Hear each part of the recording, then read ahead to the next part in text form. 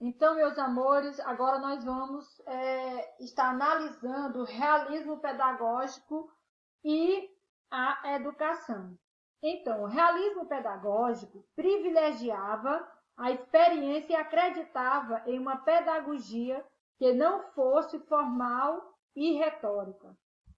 Assim sendo, vamos então situar de forma histórica, ou seja, vamos então estar analisando o contexto histórico aqui, né, da questão que se volta para o realismo pedagógico. Então, nesse período, o que houve? Houve, então, a ascensão da burguesia, né? E, além disso, houve a questão do desenvolvimento do capitalismo, intensificação do comércio, porque aí a burguesia, então, conseguia a sua ascensão.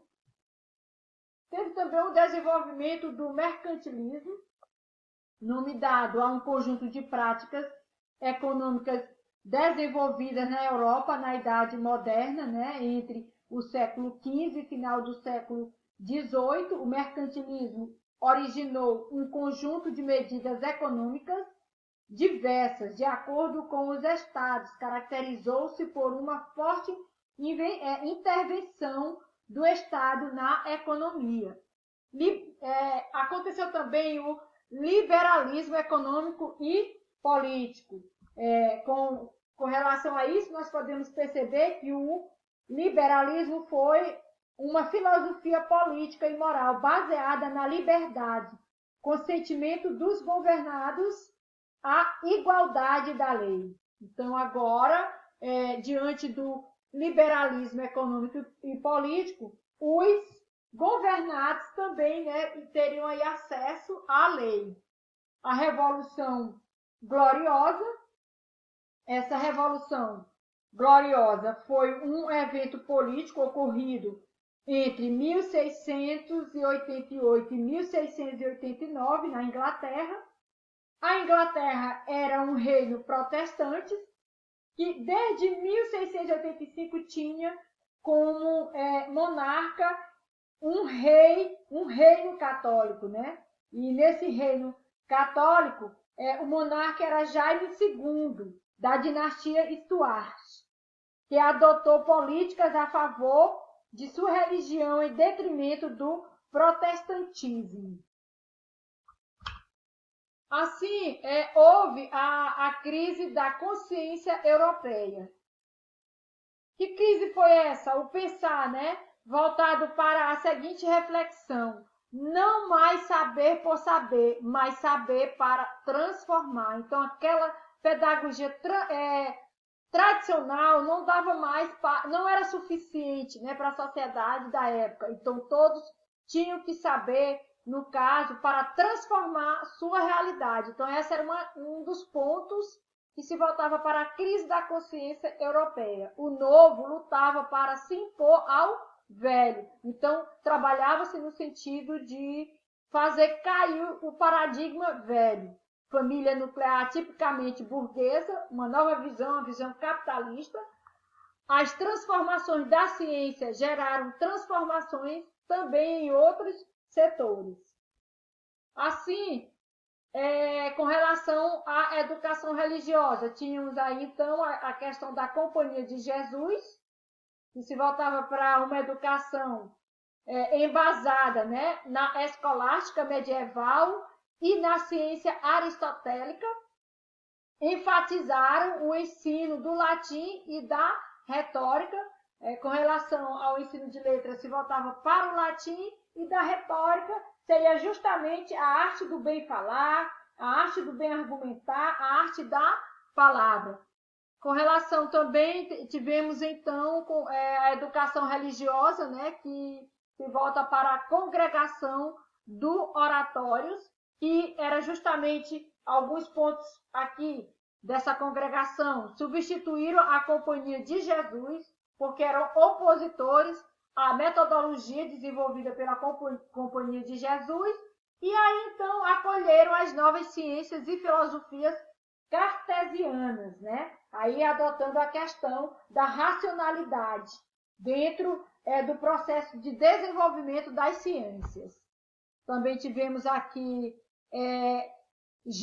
jansenianos, né, que trabalhavam com a questão da natureza humana e retomaram temas que se voltavam para as ideologias agostinianas. Então, nós podemos perceber ainda o seguinte: a educação pública foi pregada, né, por o Ducado de Weimar, que então desenvolveu, na verdade, foi a favor da obrigatoriedade escolar dos 6 aos 12 anos. O Duque de Gotha estabeleceu leis para a educação primária, definiu os graus, os horários e os exames regulares e inspeção. Importante dizer para vocês que esses ducados eram semidependentes da Alemanha, situada no atual estado de Turíngia. As academias, o que elas visavam? Visavam atender aos interesses da nobreza na formação cavalheiresca dos seus filhos, transição dos padrões conservadores de ensino, academias de ciência, né, embasada aí nos métodos de Descartes, Pascal, Newton, Real Sociedade de Londres. Essa Real Sociedade de Londres também, né, era uma universidade de Londres, e a Academia de Berlim, todas aí a favor de um ensino mais científico. Principais pensadores: John Locke combateu o inatismo, dizendo que nada existia em nossa mente que não tenha origem em nossa mente. Formação do gentil homem, tríplice desenvolvimento neste gentil homem seria, né, desenvolver os seus aspectos físico, morais e intelectual. Um dos pensamentos importantes de John Locke, um dos aspectos progressistas do pensamento liberal reside na origem democrática e parlamentar do poder político determinado pelo voto e não mais pelas condições de nascimento. Temos também aqui a figura, né, de René Descartes, pai da filosofia moderna. Escreveu o Discurso do Método, que consistia em 4 grandes princípios, tais como jamais tomar alguma decisão sem conhecê-la, evidentemente como tal, dividir todas as dificuldades quantas vezes forem necessárias antes de resolvê-las, organizar os pensamentos, começando pelas mais simples até as mais difíceis, e fazer uma revisão geral para não omitir nada. Temos também, né, a figura de Francis Bacon, com relação às suas ideologias. Diz o seguinte, as principais: dividir as ciências, e ainda diz que saber é poder sobre tudo. Era a favor, né, desse pensar que se voltava para a questão do racionalismo versus empirismo, sendo que o racionalismo é o pensamento lógico, o empirismo, conhecimento sobre o mundo, vem apenas da experiência sensorial. Valorizava a indução, ou seja, o raciocínio, que se serve de indícios para chegar a uma causa, e criticava a lógica aristotélica dedutiva.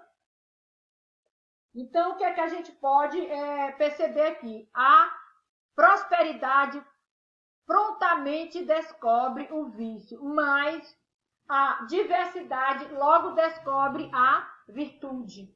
Então, Francis Bacon também foi uma figura importante aqui dentro, né, dos aspectos pedagógicos realistas. Comênios, ensinar tudo a todos. Então, João Amós Comênio escreveu a Didática Magna, considerada como método pedagógico para ensinar com rapidez.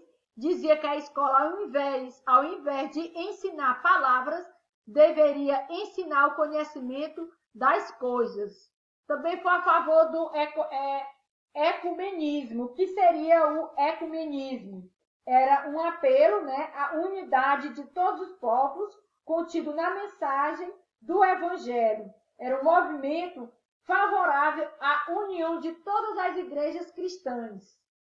Aí aqui nós temos um breve histórico aqui de Comênios, João Amós Comênio, 1592 a 1670, criador do sistema educacional que até hoje não foi superado, que é no caso, ecumenismo, faleceu.